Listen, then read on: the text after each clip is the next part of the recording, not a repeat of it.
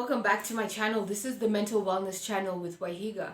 If you're new here, I hope that you stick around and take a listen to what I have to share. Today I want to talk about the food that I ate to lose 18 kgs. That's what I want to talk about today. Before I do that, kindly like, share, and subscribe to my channel. Follow me on Instagram, follow me on Facebook, follow me on socials. Yesterday, I put out a video talking about the workout routines that I did to lose 18 kilograms in 1 year. And that was because I followed at Grow with Joe, her workout routines. Visit that video if you want to see about that. Today, I want to talk about the eating that has led me to lose 18 kgs. This time last year, I was in a really bad space, mentally, physically, emotionally. I was overweight, 96 kgs. My skin was just awful. And I was completely depressed and just felt really bad about how I felt and how I looked. I couldn't believe that I had let myself get this far. I had let myself go this much. So I begged God for not only a workout plan that was sustainable and that I would be able to maintain, I also begged Him for a diet or something that I would be able to do eating wise that would be able to sustain me. And that's where I came across intermittent fasting. So I started intermittent fasting, which is where you fast for a couple of hours a day and then you break, you have a window of eating for a couple of hours a day. So I started with the 14 and 8 window period. Basically fasting for 14 hours a day and then eating for 8 hours in a day. And I started off eating at 10 a.m. in the morning. I'm a breakfast person, so I love eating breakfast. I would always used to wake up hungry. But what I would do instead is start off with coffee. Start off with coffee in the morning, start off with water in the morning. So I start off with my glass of water. Then I move on to my coffee, big cup of coffee, which I take with milk. Personally, I can't take coffee without milk because it messes up my stomach. I can't take black coffee. But I do not put sugar in my coffee. I don't add any sugar. I take my coffee and then I move on to taking at least a liter of water in the morning. That helps me because I'm working out in the morning. So naturally, I just grab for the water. By 10 a.m., if I'm really hungry, I'll break my fast, start eating eggs and oats. If there's oats around, I will make oats, cinnamon, mix oats, cinnamon, and bananas.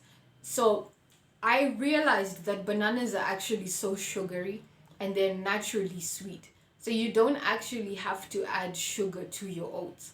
All you have to do is to boil the oats with the bananas, with the milk, with the water, with a pinch of salt and the cinnamon, and it comes out really good. The oats really become tasty and you don't have to add any sugar at all. If I'm still hungry after that, I will add some eggs if there are eggs in the house. Later in the day, we can do some protein, some beans, some chicken.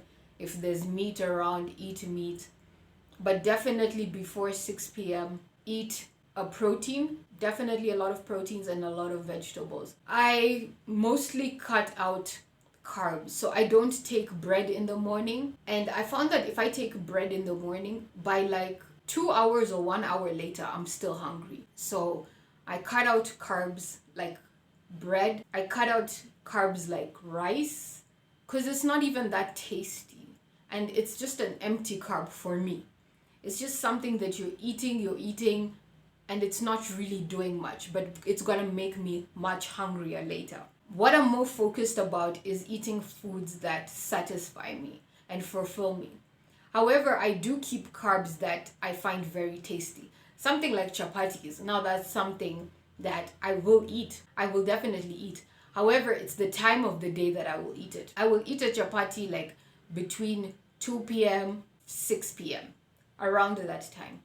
I wouldn't eat it at dinner time and I wouldn't eat it in the morning. It would just mess up with the metabolism. Plus, I don't eat chapatis and samosas and those fried foods every single day. So I work on restricting the window of eating instead of restricting necessarily what I eat. Eventually, I would like to move to a keto friendly plan, but that is like really expensive.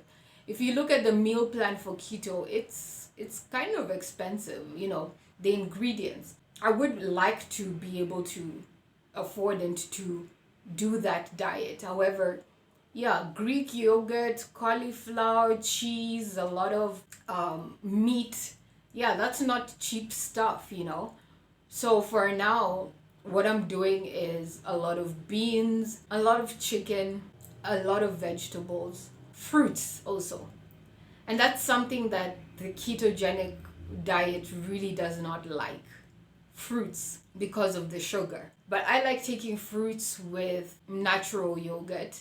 I find that fruits really help to keep me full, especially fruits like avocados and apples mixed with, wow, they just keep me so stuffed for a long time. Avocados, bananas, apples mixed with nuts, pumpkin seeds, sunflower seeds, mixed with natural yogurt or Greek yogurt. I find that to be really good. So what I'm focusing now in terms of what I eat is foods that are healthy but really make me full. Something I like to snack on is popcorn. I've always loved popcorn, and I do admit that I overdo it. But popcorn is something that I love to eat. It's low in calories. I love to eat it. To sprinkle some chocolate in there. If I'm being good, some dark chocolate. If I'm not being good, some white chocolate. But each to their own. I love white chocolate, so I put white chocolate. Although like 40 grams worth of white chocolate. I love the combination of popcorn and white chocolate and the way it melts. So as you can see, I don't restrict myself so much that I'm like starving and I don't eat the things that I want to eat. But at the same time, I don't like binge every single day on the unhealthy things, or I don't let myself completely go. There has to be a sense of balance. There has to be a real sense of balance. And that's why I love the fasting. When I open and close my shop, which is my stomach, when I open and close my feeding times, because it makes me so disciplined as to, okay, if I'm eating today between 12 and 6 p.m., what exactly do I want to put in my body? Do I want to fill it with chocolate and sweets, which are gonna make me so hungry and lethargic tomorrow? Or do I want to fill my body up with a lot of vegetables, a lot of avocado, a lot of bananas, a lot of Greek yogurt, which will make me so full and feel so satisfied that I'm not going to be hungry for a long time? So normally it's the latter. I normally want to go with what will make me feel really satisfied. And I love doing that. There are also times that I will fast till the next day, like at 3 p.m. So if I'm invited to an event or something and people are not going to serve food till 4 p.m., that's not an issue for me anymore. I can wait. I can wait to eat for a long time. And I can be flexible with my eating hours. If people are going to serve food at 4 p.m. the next day, that doesn't mean then, oh, okay, I only eat between 4 to 6 p.m. No, I can eat between 4 p.m. to 10 p.m. I'd rather not do that, but if I'm starting to eat at 4 p.m., then I'll stop at 10 p.m. or in between that time. For me, what the game changer really has been intermittent fasting. So if you don't know what that is, I would really encourage you to check it out, to research more about it. That's what helped me get more control over my eating habits, especially my snacking at night. And I didn't necessarily have to get rid of all the foods that I love so much to eat. Before I finish this video, I wanted to just make a quick announcement, and that is to thank you all so much from the bottom of my heart for being my supporters, my early supporters. I do believe that this channel is gonna go around the world. I believe that this channel is gonna take me around the world. I believe that this channel is going to grow huge. And I just want to thank you for being the first 1,846 subscribers. I want to thank you Pam, I want to thank you. Tabby, I want to thank you. Eno, I want to thank you. Jane, all the people that push me to continue coming back to this channel. I really want to thank you. Your encouragement means so much to me. You have no idea how many times I have almost quit this journey, but you guys always keep checking up on me and keep like pushing me to just keep going. So I just wanted to thank you from the bottom of my heart. I do believe that this channel is just gonna grow in strides and bounds and places, and is gonna touch people's hearts.